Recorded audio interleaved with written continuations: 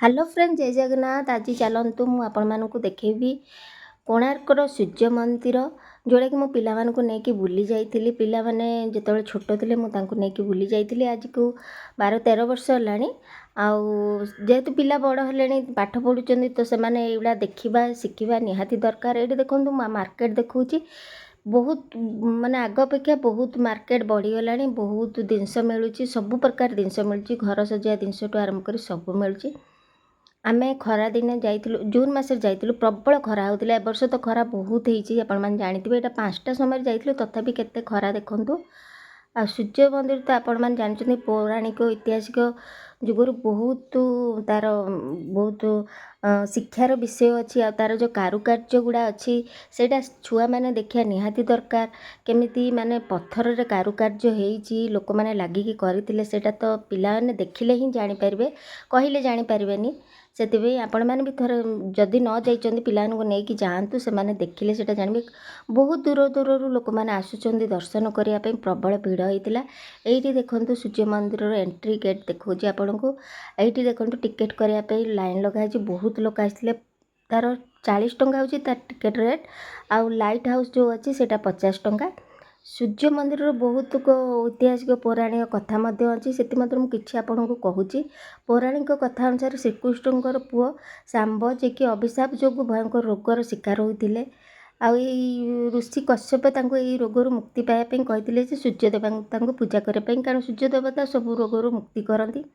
तो सी मित्र नदी बनरे 12 वर्ष जाए चंद्रभागा नदी कूଳରେ तपस्या करी एई रोगरु मुक्ति होइथिले। तेणु श्याम भाविथिले कि ए जे गोटे सूर्य मंदिर करिवे, जोड़ा कि से कोणार्क रे निर्माण कले। तो कोणार्कर जो आपण माने जानिथिबे जे 1200 बढ़ई लागिकी मंदिरटा को निर्माण करदेले, किंतु तार चूलीटा आमर विशु महाराणा पुओ धर्मा ता चूली मारिथिले। आउ चंद्रभागा डेंगी प्राण त्याग करथिले। एमती बहुत गुड़े अच्छी। आर कारुकार्य देखिया पई बहुत बढ़िया लगे। आउ जेते देखिले भी माने विश्वास करि होइनी जे लोक माने एगुडा आग काल रे करिथिले। एते सुंदर कारुकार्य पिला माने कि भी मोर देखि बहुत खुशी हेले, कारण एमिति भी अच्छी छोट छोट हेइथिले जाइथिले किछि जानि पार नथिले ना। आ एमिति एबे देखिले जानुचंदी। देखंतु आपण माने देखि पारुथिबे केते भीड़ अछि। आ हमर सूर्य किरण प्रथमे ही ए सूर्य मंदिर रे पड़े। एडी केते सुंदर माने देखा जाउची। देखो मंदिर जेमती रथ टाइप रो मंदिरटा देखा जाए। ता चारिपटे जो आमर चक गुड़ा अच्छी से 24टी चक अच्छी। आउ कारुकार्य तो देखिले बहुत भल लागे। सीनेरी गुड़ा देखिला बेलू बहुत बढ़िया लगुची। आम ओडिशा रे एते सुंदर सुंदर जिनस अच्छी से बाहरु आसी पर्यटक माने भी बहुत दर्शन करचंदी।